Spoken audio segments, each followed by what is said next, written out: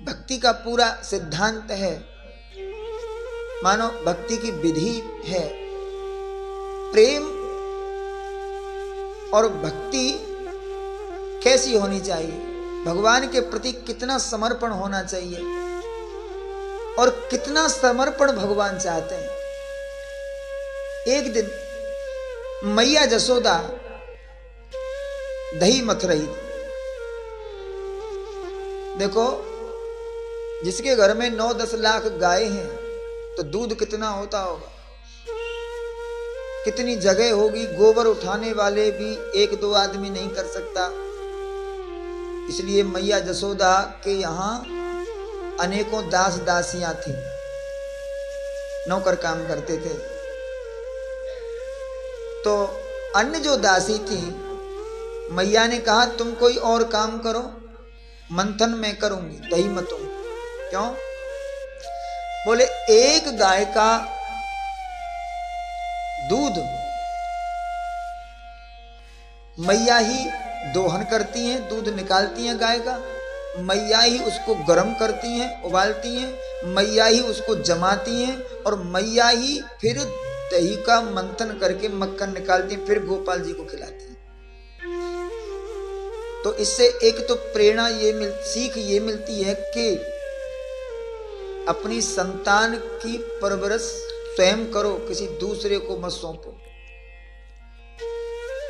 आजकल बच्चों को हॉस्टल में छोड़ने की बड़ी फैशन चली है। बोले यहाँ तो ऊधम मचाते हैं, वहां रहेंगे सो वो टेंशन वो हॉस्टल वाले झेलेंगे इसको, वैसे हम देखते रहेंगे। तो बच्चों की परवरिश अपनी आंखों के सामने करो। ये हॉस्टल में रखना ठीक नहीं है, क्योंकि हमारी जो संतान है उसके अंदर हमारे ही संस्कार आने चाहिए, हम चाहे जैसे।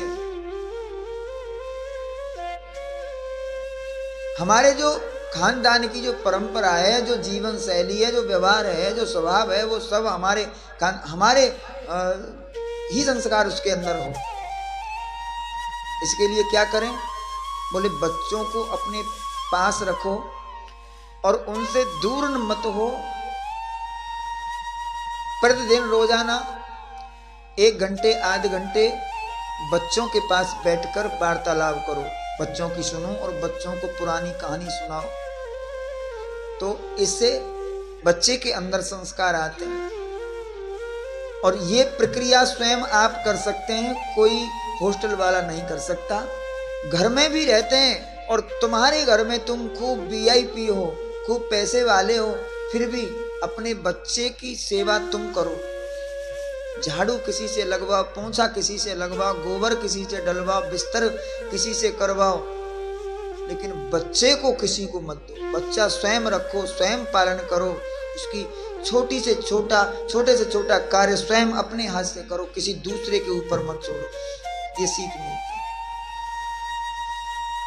तो मैया स्वयं अपने हाथों से दही मंथन कर रही है।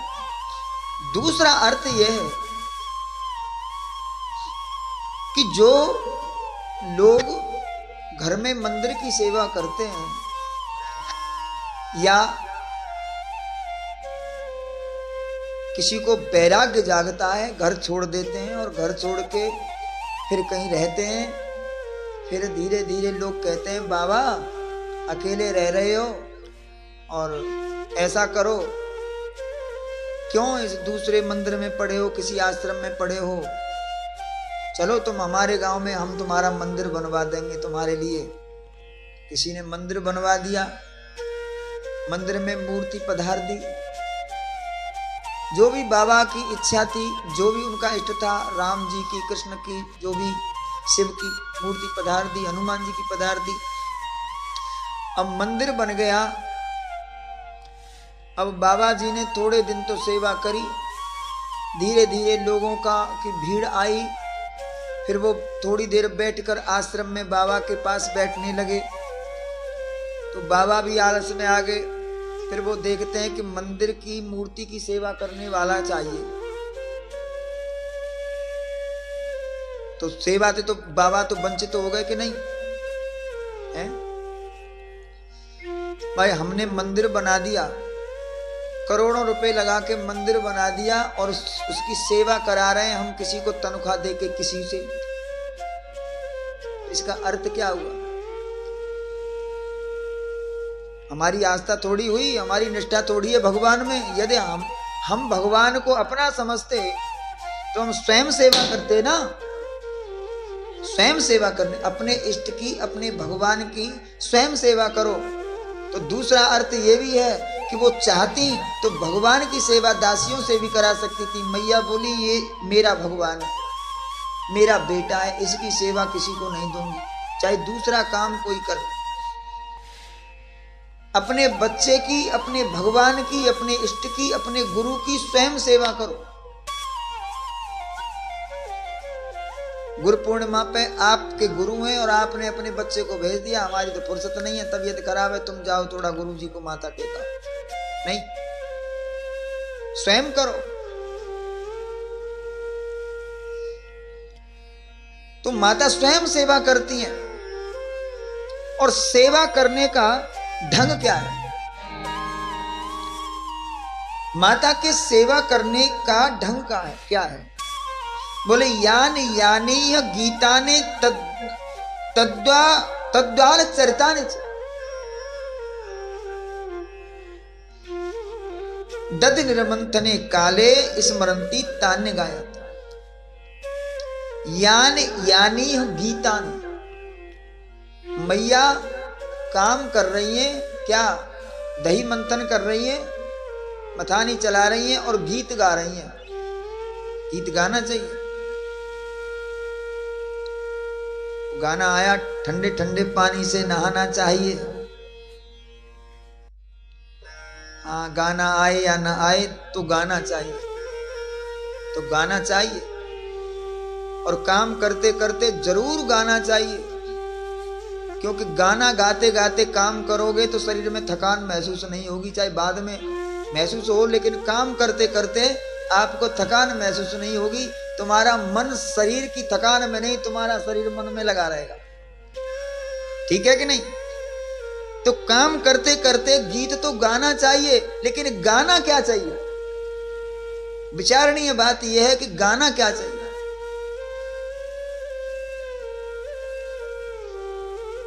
क्या कोई आजकल के फिल्मी गीत गाने चाहिए?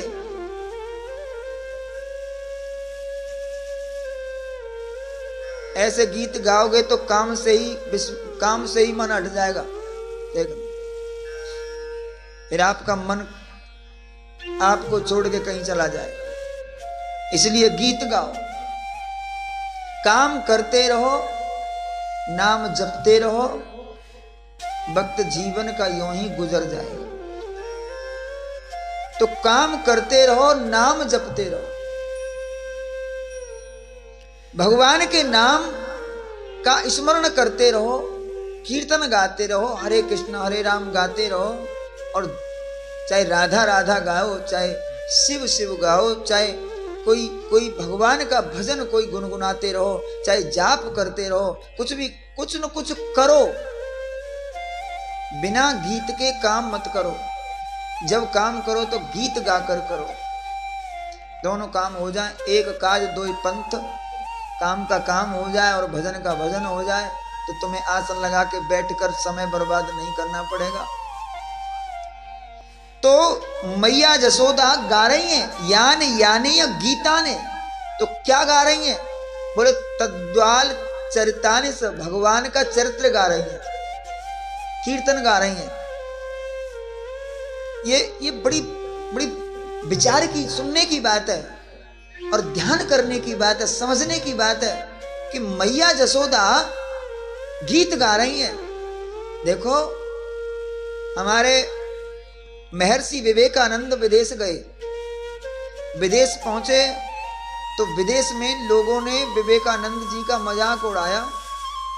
बोले महाराज, ये भारत जो होता है सबको भगवान बना देता है। यदि भगवान है तो वो तो पूरे विश्व का भगवान है, तो भगवान तुम्हारे भारत में ही जन्म क्यों लेता है? कृष्ण का जन्म भारत में, राम का जन्म भारत में, माताओं का जन्म भारत में, शिव का प्रागट्य भारत में, सब भगवान भारत में। कभी दया करके इधर भी अपने भगवान से कहो कि हमारे यहां भी कभी कृपा करके हमारे यहां भी कभी अवतार ले ले। तो वो मजाक उड़ा रहे थे। विवेकानंद सुनते रहे,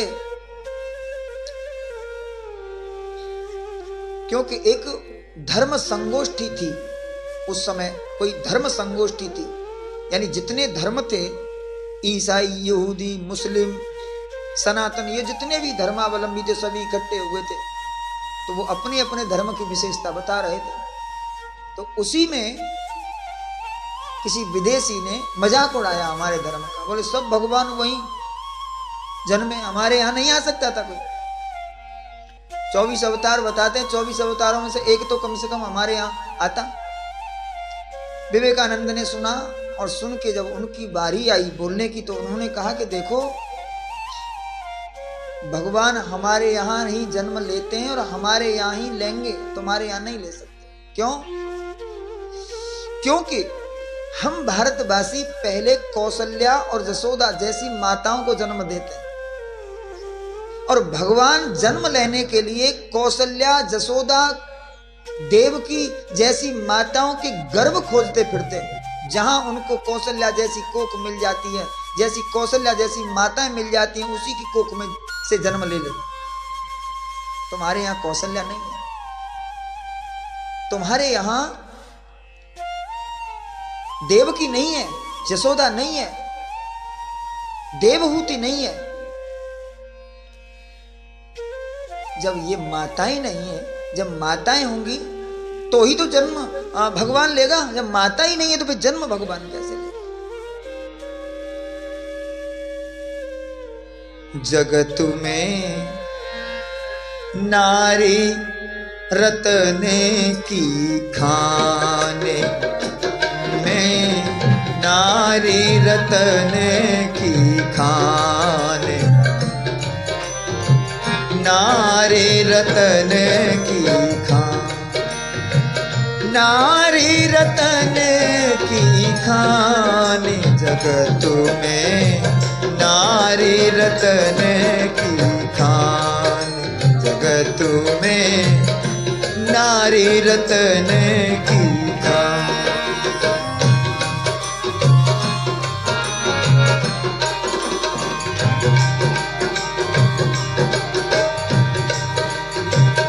इसी नारी से प्रकट हुए हैं, इसी नारी से,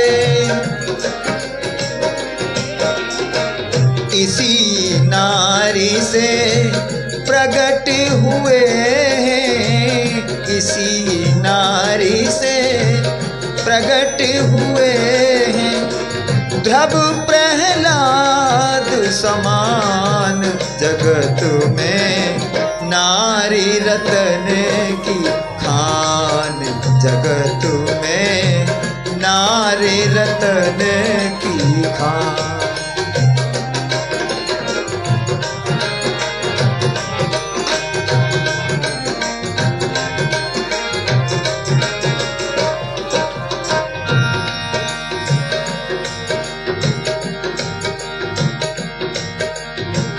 माता है जिस देश में होती, माता है जिस देश में होती, सचरित धनवान, सचरित गुणवान। माता है जिस देश में होती, माता है देश में होती, सचरित गुणवान, सचरित गुणवान। उसी देश का तो होता है, उसी देश का तो होता है, जग में उच्च स्थान।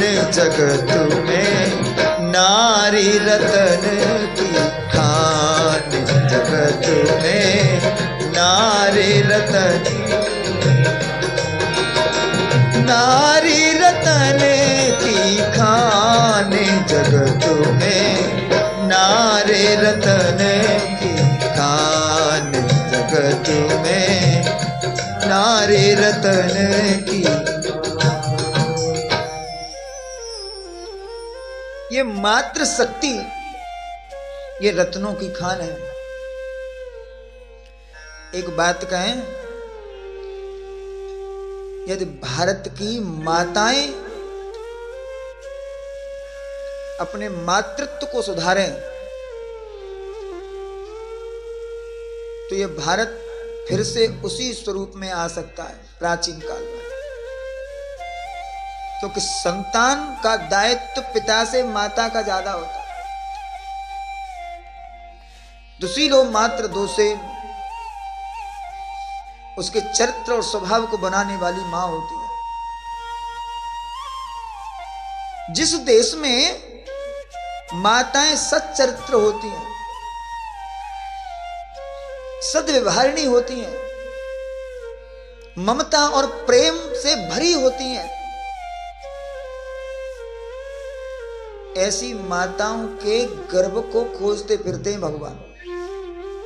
ऐसी माताओं की कोख की का इंतजार करते हैं, कोई ऐसी माता मिले तो मैं भी उसके गर्भ में जाकर कृतार्थ हो जाऊं, अपने को धन्य मान लेते हैं भगवान ऐसी माता के गर्भ में जाकर। माताएं जिस देश में होती सच्चरित्र गुणवान,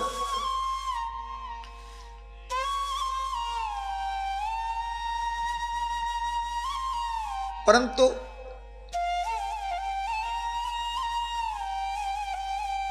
उल्टे सीधे वस्त्र पहनना, अश्लील व्यवहार करना, बस इस सब को हमारी माताओं ने, बहनों ने समझ लिया है कि यही सिर्फ गुण है, ये गुण नहीं है। जो अंग प्रदर्शन करके, छोटे कपड़े पहन के, जो टीवी पर दिखने वाली जो औरतें हैं ना, वो वेश्याएं हैं।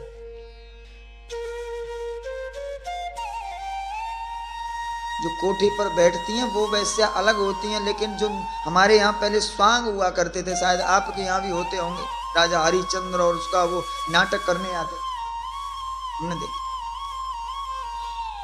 उनमें कुछ नाचने वाली, अभिनय करने वाली कुछ लेडीज आती थी,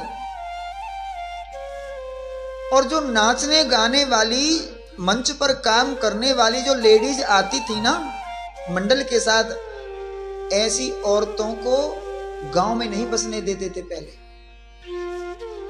आज भी हमारे उत्तर प्रदेश में एक गंगा जी का घाट है, अनूप शहर। अनूप शहर के पल्ली पार जिला बदायूं, गंगा जी के पल्ली पार अनूप शहर से बदायूं जिला पड़ता है। और वहां एक वेश्याओं का नंगला बोलते हैं उसको, वेश्याओं का नंगला।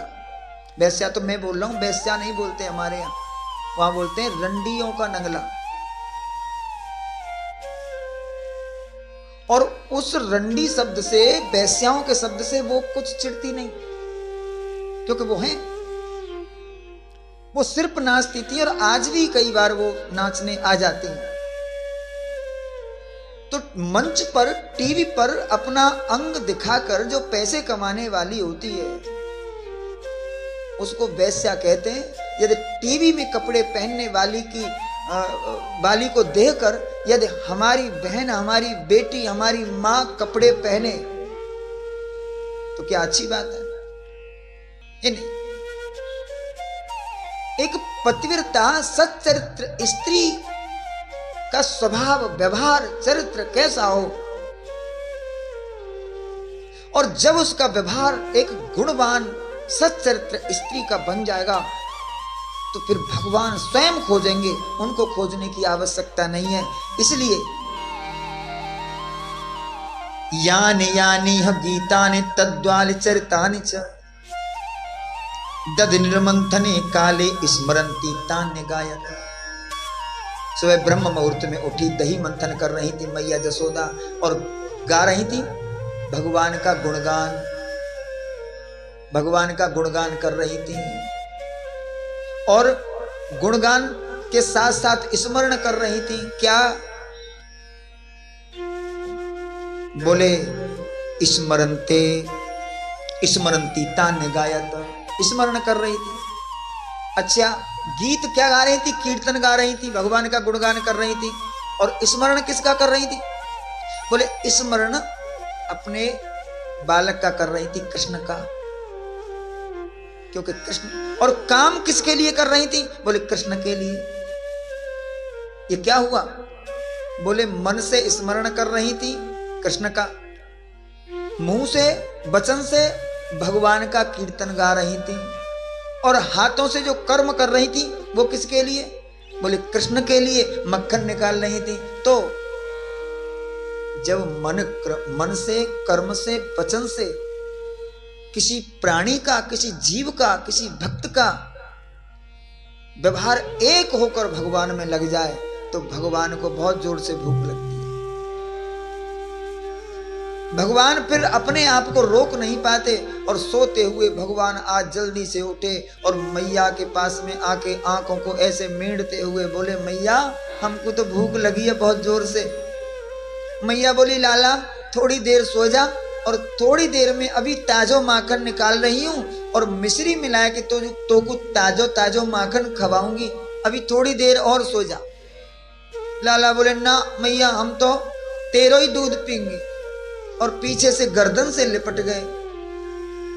मैया को प्रेम उमड़ आया और लाला को उठा के अपनी गोद में लिटा के और स्तन मुंह में लगाए दियो और दही मंथन कर रही। तभी एक गोपी आई, मैया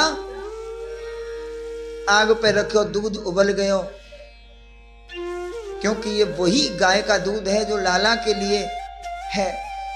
उसे गोपी उबलते हुए दूध को भी हाथ नहीं लगा सकती, उबलते हुए दूध को भी कोई दूसरा हाथ नहीं लगा सकता। मैया की सख्त आदेश था कि इस दूध की मटकी को भी टच नहीं करना, उफनेगा तो उफने, उबल जाए तो उबल जाए, मैं देखूंगी। मैया ने एकदम से गोपाल को रखा, जमीन पर छोड़ा और मैया गई।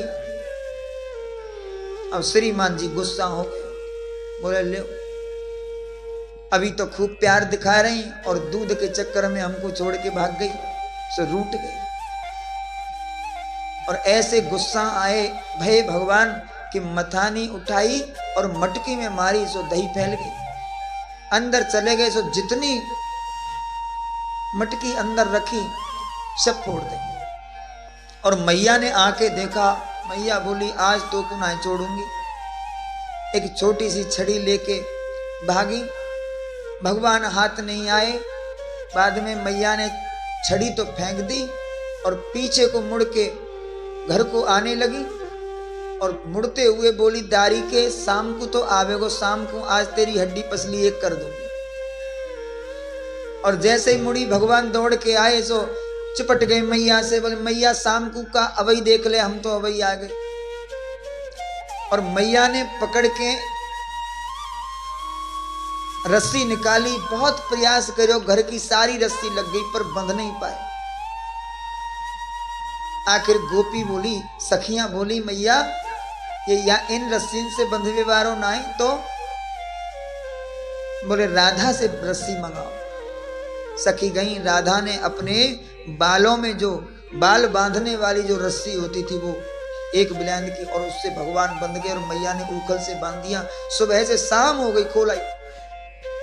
शाम को भगवान उस उखल को ही खींच के लेके जाने लगे और दरवाजे के बाहर दो वृक्ष थे अर्जुन के, उसके बीच में होके भगवान प्रवेश हुए और उखल उसमें फंस गया। जोर लगाया और दोनों वृक्ष उखड़े और उसमें से दो पुरुष प्रकट हुए।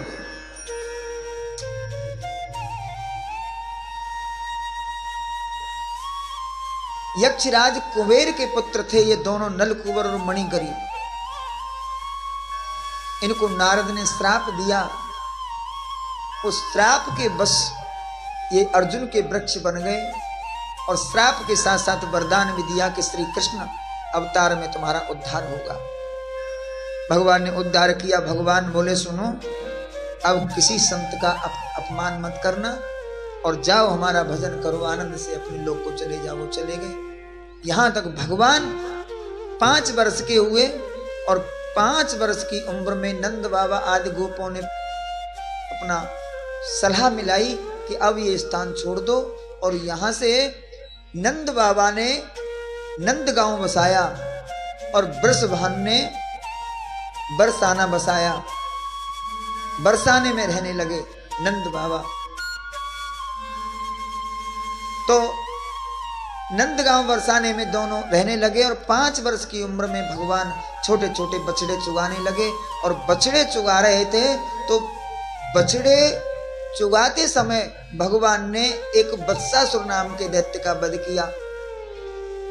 और जब बत्सासुर को मारा तो ग्वालवाल बोले ये बछड़े के रूप में आया था और तुमने तो बछड़ा को ही मारा, बाद में चाहिए राक्षस मरते समय बन गया, तो तुमको तो गौ हत्या लग गई।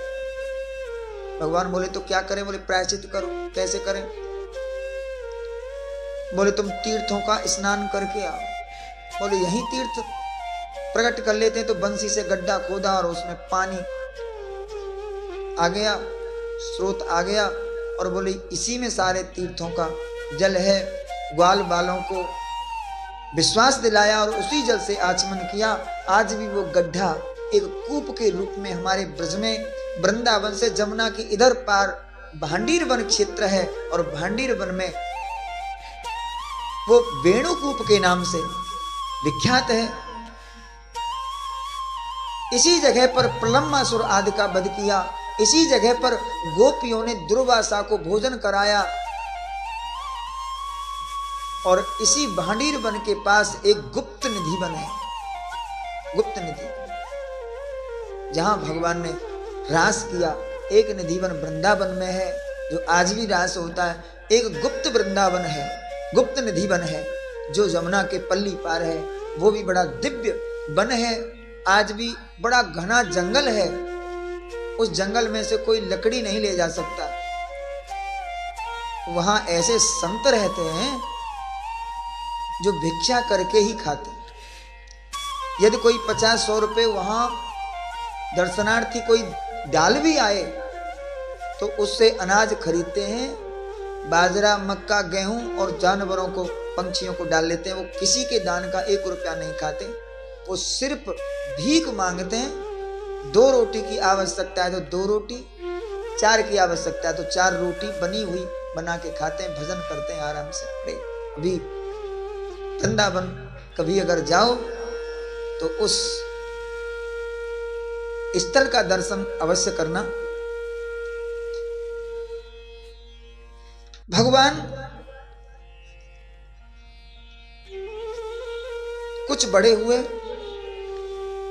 और एक बार ये गौ चुगाने जा रहे गए और गाय बछड़ों ने जमुना जल पी के मर गए। भगवान ने अपनी योग माया से सभी को जीवित किया और संकल्प किया कि मैं कल से इस जमुना को विषमुक्त कर दूंगा। दूसरे दिन गए, गेंद का खेल खेला, गेंद जमुना में गिराई भगवान ने, और जब गेंद चली गई तो श्री दामा ने कहा मेरी गेंद है, मेरी गेंद दो। तो गेंद लेने भगवान गए जमुना में। वहां नागिनों ने भी, कालिया नाग की जो पत्नियां थी, उन्होंने देखा तो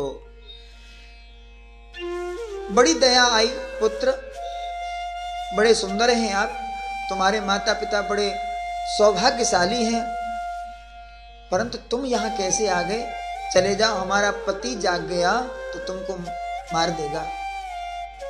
बहुत समझा। भगवान बोले हम तो तुम्हारे पति से बात करने आए हैं, थोड़ा जगाओ ना, बात करनी है।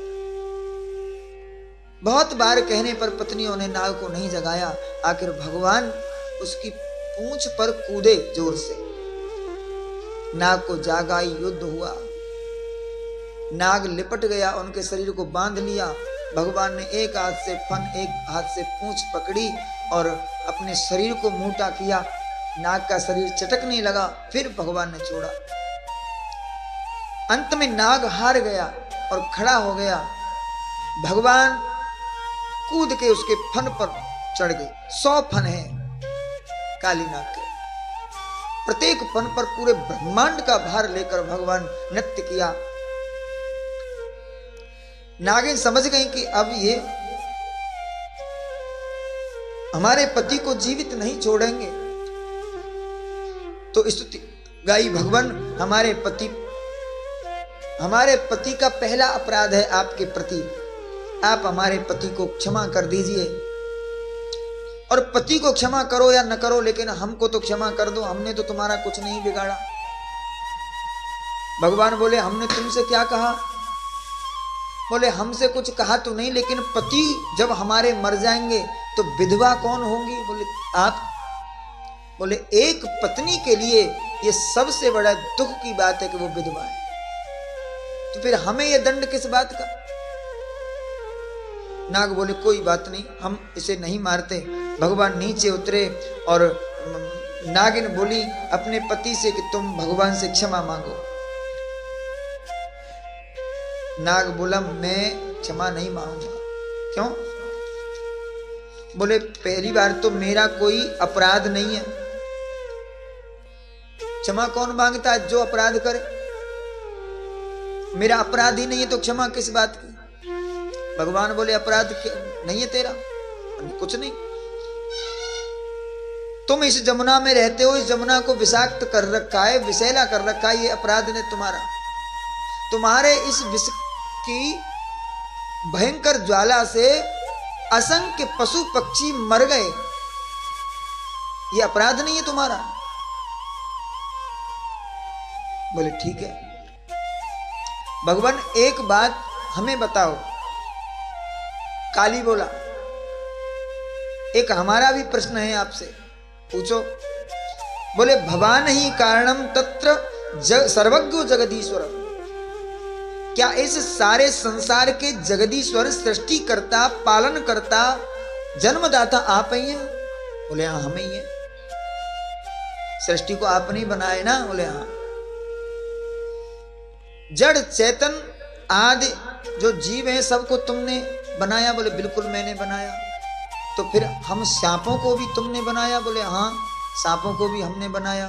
तो सांपों के अंदर जो जहर है वो भी आपने ही फिट किया होगा? बोले, हाँ हमने ही किया। तो सांपों में जो क्रोध है, जो फुसकार मारते हैं, ये तामसी गुण है, ये तामसी गुण क्रोध भी आपने ही दिया होगा? बोले, बिल्कुल। बोले, जब सब काम आपने नहीं किया है तो फिर हमारा दोष क्या है?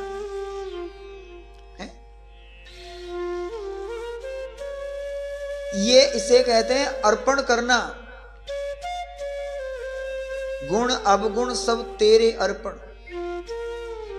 बुद्धि सहित मन तेरे अर्पण। ये सुना होगा भजन आपने।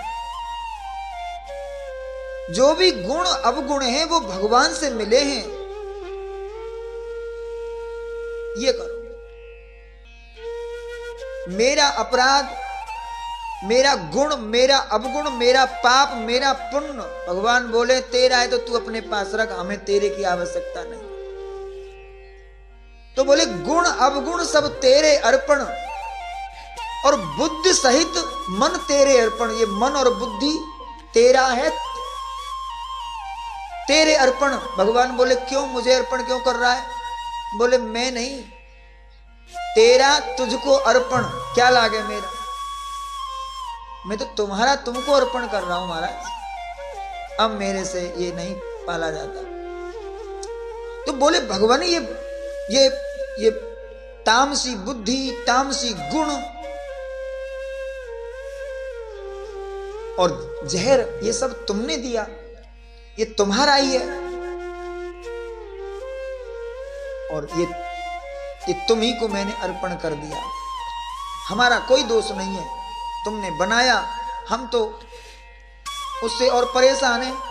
अगर तुमने जहर हमारे अंदर जहर न बनाया होता, हमें तामसी गुण न दिया होता, तो हम भी किसी के बगल में बेड पर सो रहे होते।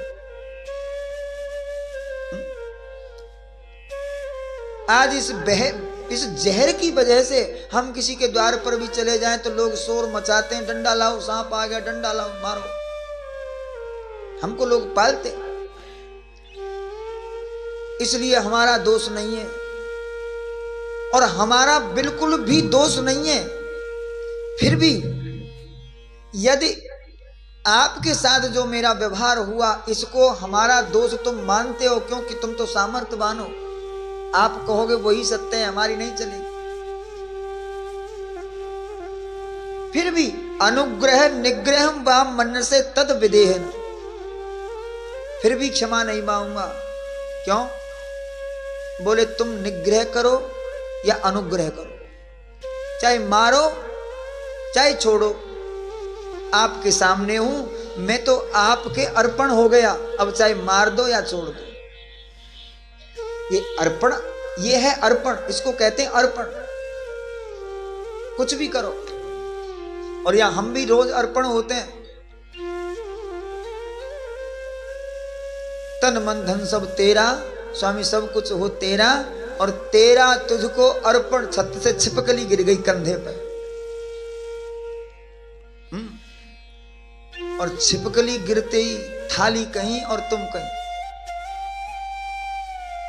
ये हमारा अर्पण है, और ये नाग का अर्पण है कि तुम अनुग्रह करो।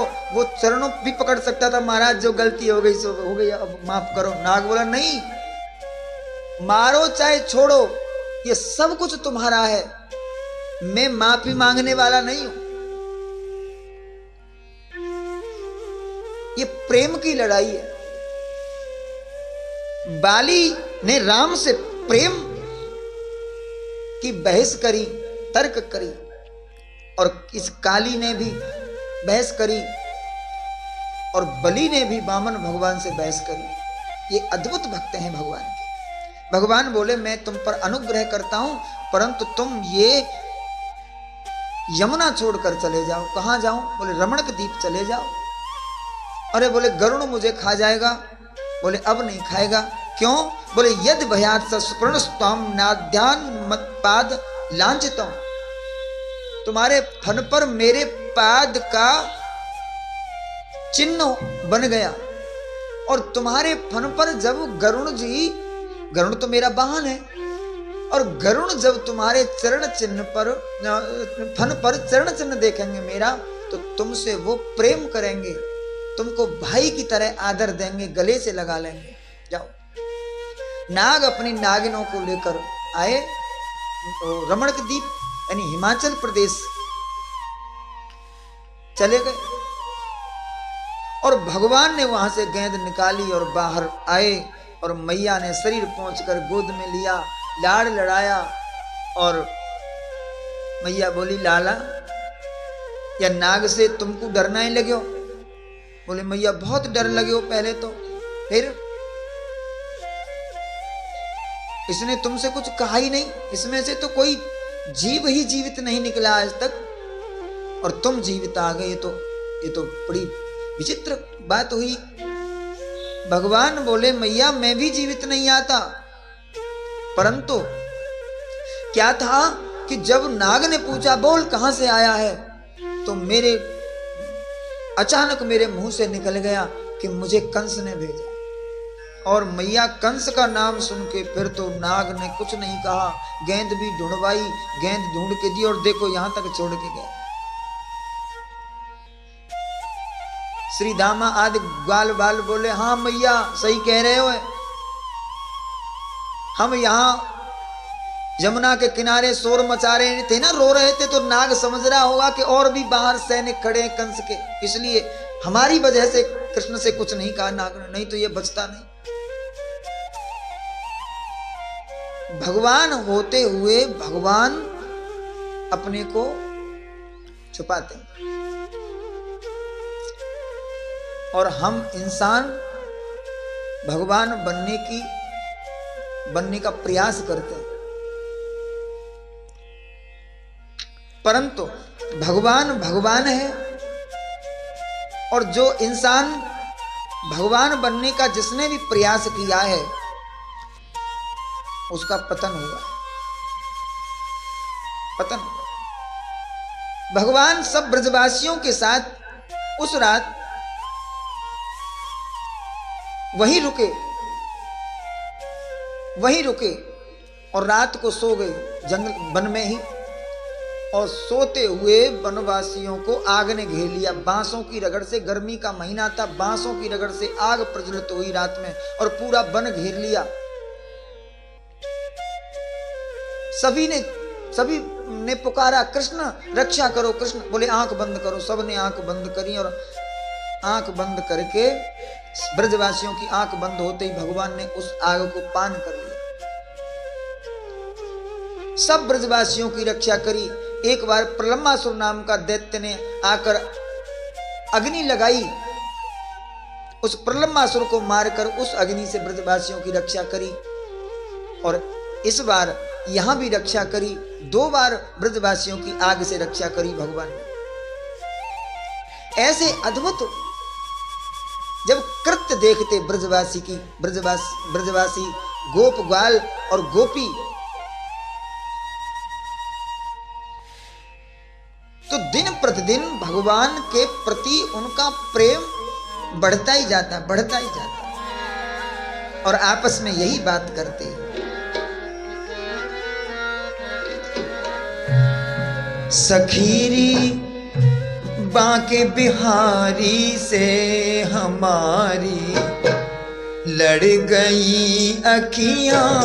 सखीरी बांके बिहारी से हमारी लड़ गई अखियां।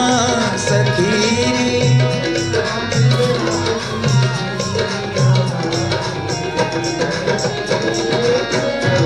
सखीरी बांके बिहारी से हमारी लड़ गई अखियां। सखीरी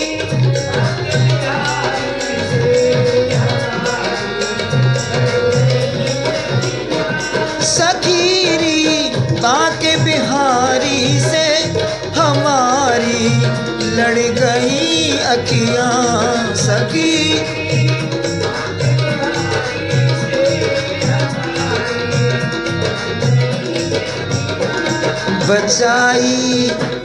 बचाई थी बहुत लेकिन बचाई थी बहुत लेकिन निगोड़ी लग गई अखियां। बचाई थी बहुत लेकिन निगोड़ी लड़ गई अखियां। सखीरी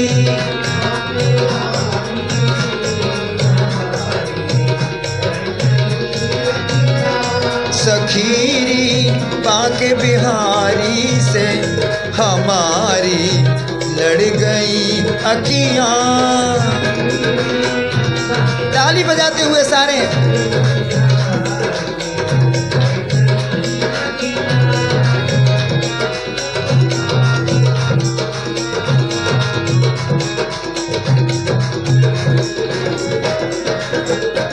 न जाने क्या किया जादू निगोड़, न जाने क्या किया जादू कि तकती रह गई अखियां।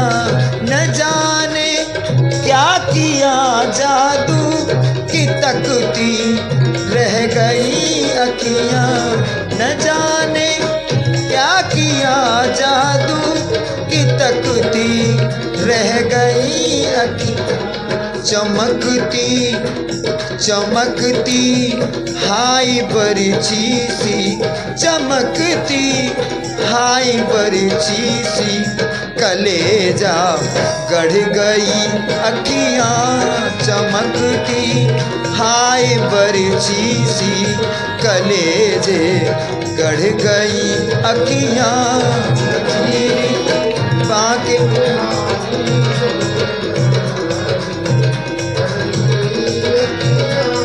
सखीरी बांके बिहारी से हमारी लड़ गई अखियां।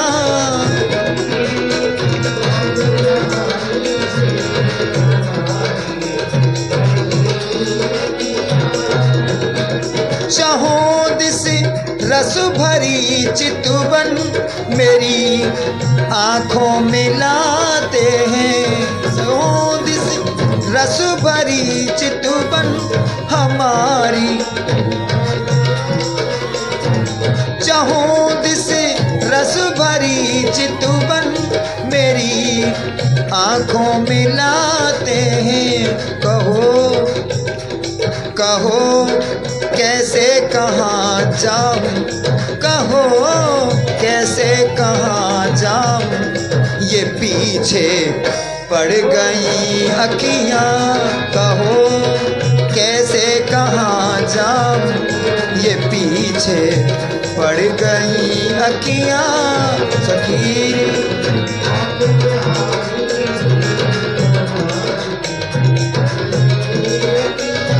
सखीरी बांके बिहारी से हमारी लड़ गई अखियां।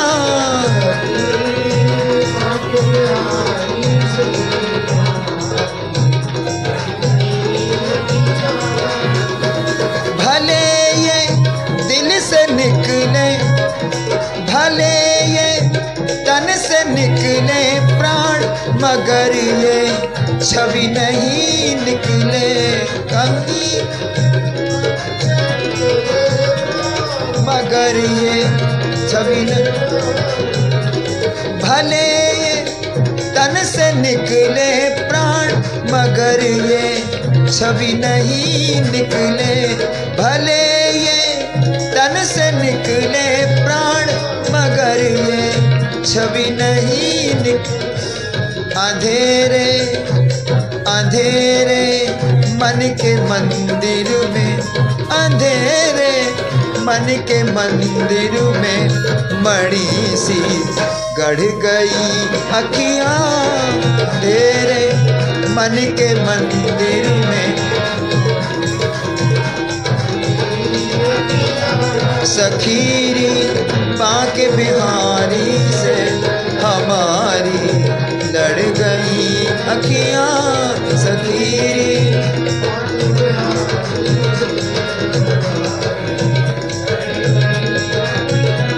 हमारी लड़ गई अखियां, हमारी लड़ गई अखियां, हमारी लड़ गई अखियां। बोल बांके बिहारी लाल। भगवान का नाम पड़ गया नाग नथैया। भगवान की बड़ी विचित्र और असंख्य लीलाएं हैं, क्योंकि भगवान की लीलाओं का पार नहीं पाया जा सकता। क्योंकि कल्प कल्प में भगवान जब भी अवतार लेते हैं तब तब लीला करते हैं।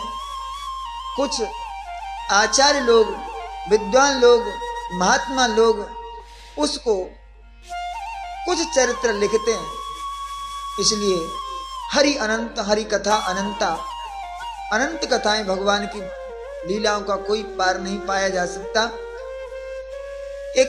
एक बार भगवान ने देखा कि सारे ही नंदगांव में, बरसाना में और आसपास जो भी बसे थे उनमें एक बड़ी धूम मची थी। घर में पूजा की सामग्री सजाई जा रही थी और नंद बाबा के पास जाके देखा तो नंद बाबा के ने तो ढेर लगा के सामग्री इकट्ठी कर रखी थी पूजा की। भगवान ने पूछा, बाबा ये सामग्री क्यों इकट्ठी कर रखी है, क्या करना है इससे? नंद बाबा ने बताया, बेटा आज हम भगवान का पूजन करेंगे। भगवान का बोले हम? कौन है भगवान? क्या करता है वो भगवान? भगवान श्री कृष्ण ने पूछा, वो भगवान करता क्या है, कैसा है वो?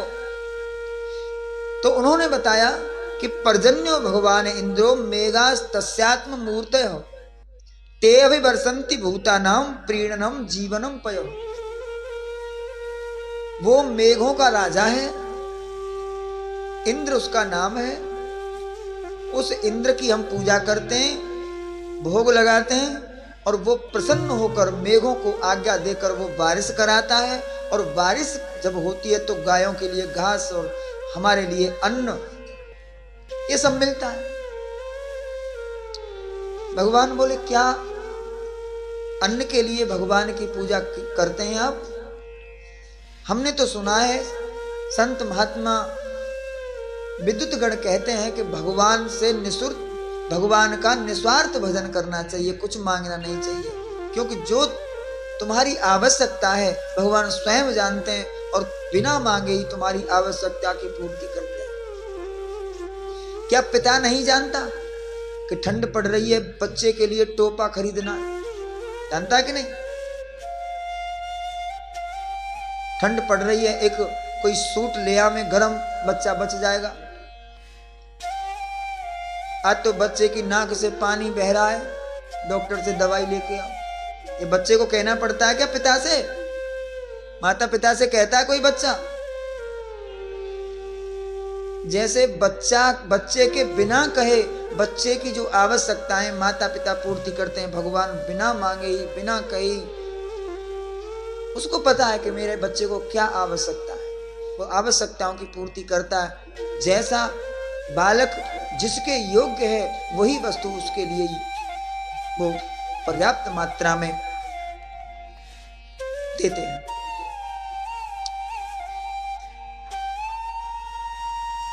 नंद बाबा बोले लाला, जो संत महात्मा जिसकी बात करते हैं वो भगवान और है, वो मुक्ति दाता है, वो सारे संसार का पालनहार है। और तो ये कौन है? बोले ये तो सिर्फ मेघों का राजा है, देवताओं का राजा है सूर्य, वो इंद्र। अरे बोले तो तुम्हारे इंद्र से अच्छा तो हमारा गोवर्धन है, कई बार परिचय दिया। ग्वाल बाल बोले जरूर परिचय दिया होगा बाबा, छोटे से ने पूतना मारी, सकटासुर, तृणाव्रत, अगासुर, बकासुर, प्रलम्बासुर, वत्सासुर आदि मारे छोटी सी उम्र में, जरूर कोई न कोई देवता है। बाबा बोले चोरे लाला, ये जो राक्षस मारे तेने, इनके पीछे कोई देवता है? बोले बिल्कुल गोवर्धन ही है। भगवान कृष्ण की बातों में आकर सब ब्रजवासियों ने इंद्र की पूजा बंद की और गोवर्धन की पूजा के लिए तैयारी करने लगे। और भोग बनाने लगे। 56 प्रकार के भोग ब्रजवासियों ने, ब्रज की गोपियों ने बनाए। मीठे भोजन, चटपटे, तरह तरह के खाद्य पेय, चोष्य, ये सब तरह के व्यंजन बनाए। 56 प्रकार के भोग बना के गाड़ियों में लाद लाद के पूजन की सामग्री लेके, ब्राह्मणों को साथ में लेके समस्त ब्रजवासी पहुंचे गोवर्धन। और गोवर्धन में जाकर पूछा ब्राह्मणों ने, लाला बता तेरे गोवर्धन की पूजा की विधि क्या है? अरे बोले विधि क्या है? वही जो आप करते हो वही विधि है। ठीक है। ब्राह्मणों ने स्वस्ति वाचन बोले, मंगल गान किया, गौरी गणेश का पूजन किया, वरुण देव का पूजन किया, और उसके बाद पूजन करते करते, पंचदेवों का पूजन करते हुए, नवग्रहों का पूजन करते हुए ब्राह्मणों ने पूरा कर्मकांड किया और अंत में गोवर्धन का पूजन किया। और गोवर्धन का पूजन करके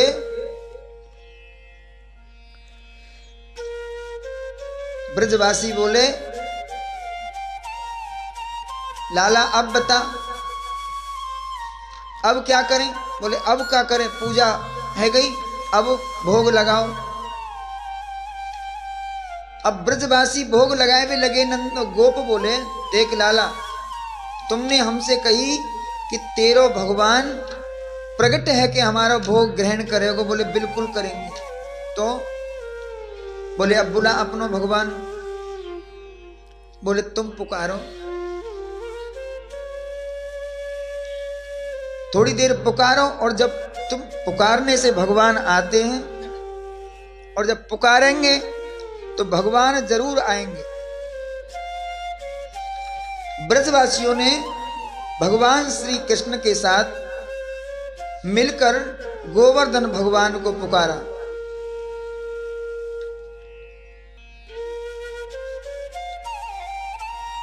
और भगवान चतुर्भुज रूप में उस गोवर्धन से प्रकट हो गए। गोवर्धन से प्रकट होकर चतुर्भुज रूप में शंख चक्र गदा पद्म नीचे रख दिया भगवान ने, और नीचे रहकर चारों हाथों से ब्रजवासी भोग लगा रहे हैं, और भोग लगाकर चारों हाथों से भगवान खा रहे हैं।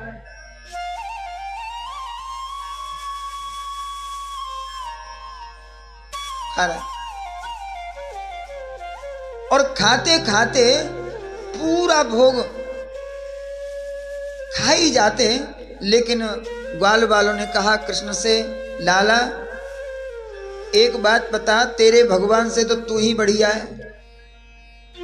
क्यों? बोले तो को जब हम भोग लगा में तो तू हमको खवाए बिना कबू ना खावे, और तेरो भगवान तो हमारी कोई परवाह नहीं कर रहा। हमें तो बड़ी आशा लगी कि आज हम पूड़ी कचौड़ी कचू खावे को मिलेंगे, लेकिन तेरो भगवान तो सब ही खा जाए, हम क्या खाएंगे। अरे भगवान बोले कितने भाव से तुम्हारे भोग को खा रहे हैं और तुम ऐसी बात करो, खाने दो। अरे बोले खाने तो दो, लेकिन थोड़ा प्रसाद तो मिलता है कि नहीं? प्रसाद तो मिले। ठीक है, तो प्रसाद मिल जाएगा। और वो थे तो कृष्ण ही। इतने में ही भगवान ने हाथ जोड़कर कहा, प्रभु अब की बार तो हम ब्रजवासियों पे इतना ही, अगली बार को और ज्यादा बना के लाएंगे। सोई भगवान ने जोर से डकार मारी और बोले महापूर्ण, और अंतर ध्यान हो गए। ब्रजवासियों ने भोग लगाया आनंद से और गोवर्धन की परिक्रमा करने लगे। आइए हम और आप भी परिक्रमा कर लें।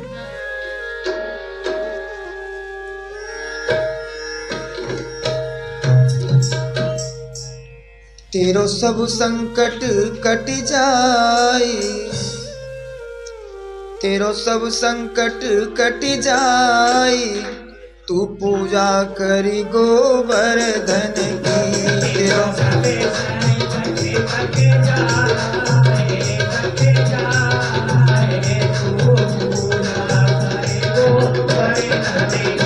तेरो सब संकट कट जाए, तू पूजा करे गोवर्धन की।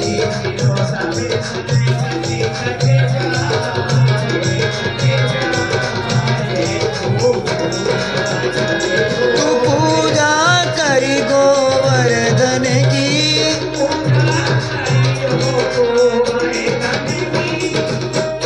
तू पूजा करी गोवर्धन की। तेरो सब संकट कट जाए, कट जाए, तू पूजा करे गोवर्धन की।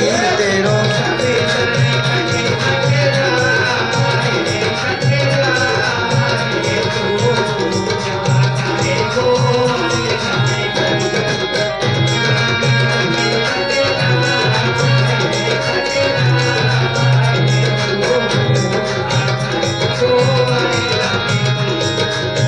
सब मिले प्रणाम पहले कीजय, सब मिले प्रणाम,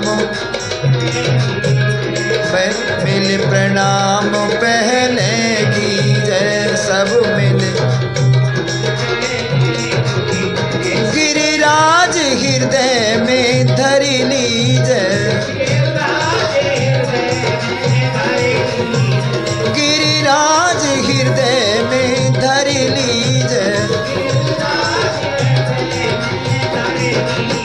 चलो मन में, वो चलो मन में प्रेम बढ़ाए, वो बढ़ाए, तेरो सब संकट कट तू।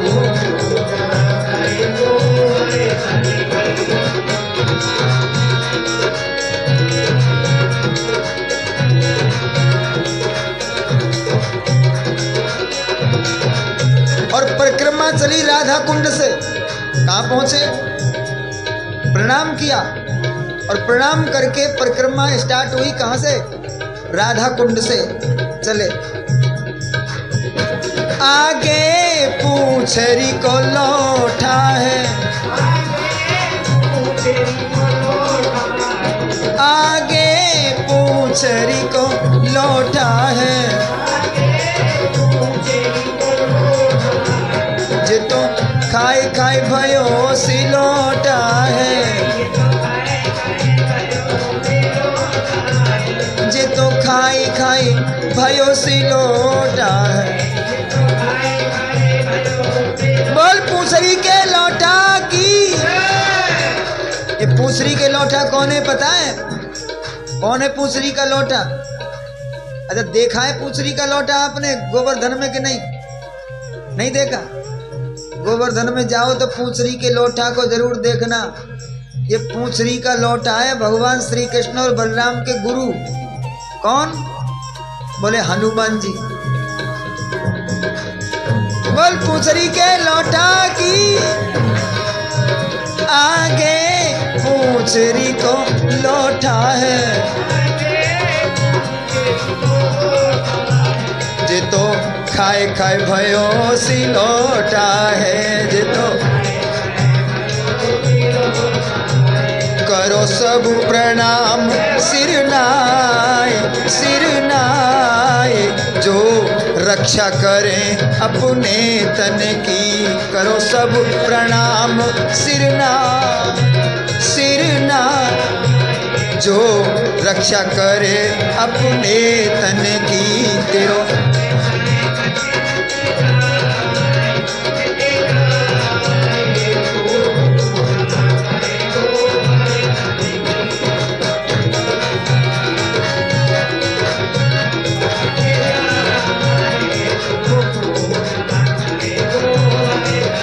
आगे चले तो मानसिंह गंगा में आचमन किया और आचमन करके मुखार बिंद के दर्शन करे। कहाँ? मुखार बिंद। ए मैया पहले हमारी तरफ ध्यान। मुखार बिंद के दर्शन करे। आइए मुखार बिंद का ध्यान करते हैं। ये मुखार बिंद की है झांक, ये मुखार बिंद की है झांक। बोला गिरिराज धरण की।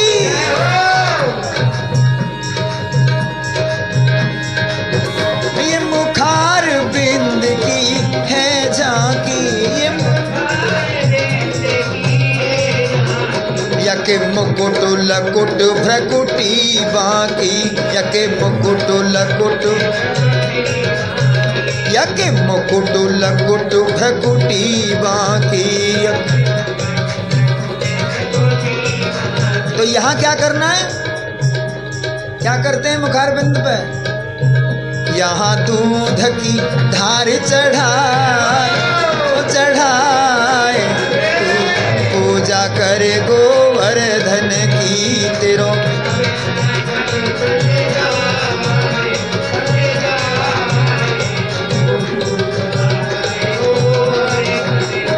अब परिक्रमा हुई, फिर राधा कुंड आ गए घूम।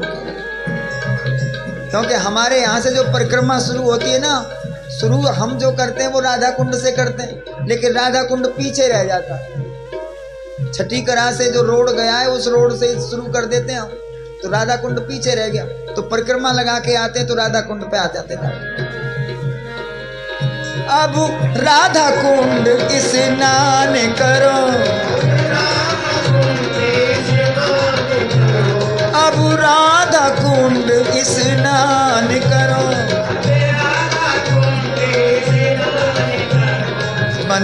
श्री राधा जी को ध्यान धरो मन श्री राधा जी को ध्यान धरो। क्यों ध्यान धरो? क्योंकि राधा रानी इतनी ममतामयी है, करुणामयी है कि जो इनकी शरण में आए हो आए, सब व्याध मिटे तन की मन की। जो इनकी शरण में सब व्याध मिटे तन की मन की। तेरो सब संकट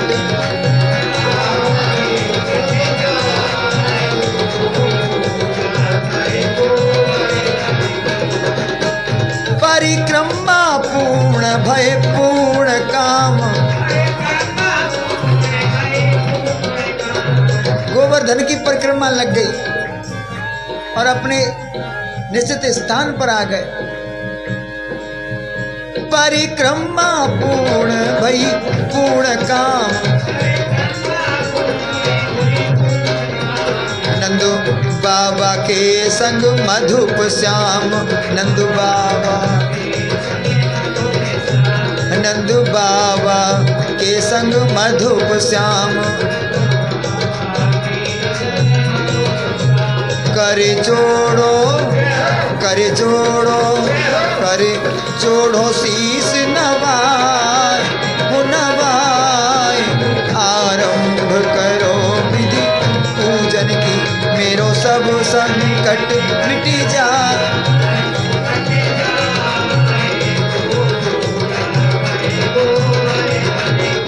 तू पूजा करी गोवर्धन की, तू पूजा करी गोवर्धन की। तू ओ तेरो सब संकट मिटी जाए, ओ मिटी। पूजा कर गोवर्धन की, तेरो सब संकट मिटी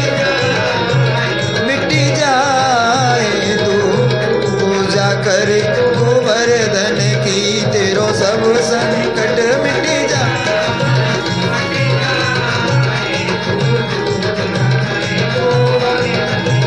तोहे नंद लाला मिल जाए, वो मिल जाए। पूजा गोवर्धन की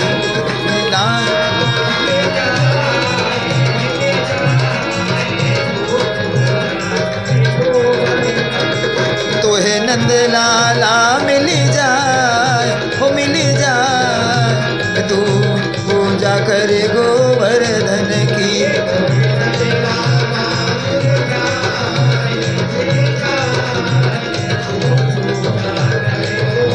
गिरिराज महाराज की, बल पूंछरी के लौठा की, मानसिंह गंगा मैया की, राधा रानी सरकार की, ब्रज धाम की। जय जय श्री राधे।